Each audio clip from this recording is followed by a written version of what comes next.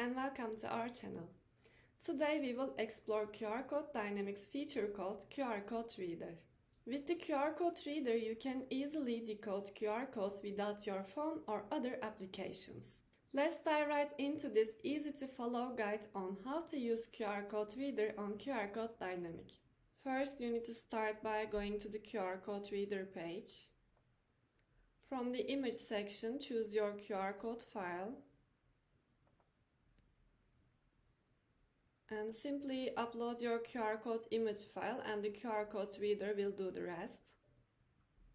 Then check the data section to see your QR code's content. It says "Hey there."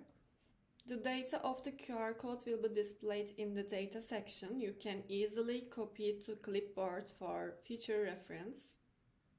And there you have it. You have successfully learned how to use QR code reader on QR code dynamic to read and decode QR codes effortlessly.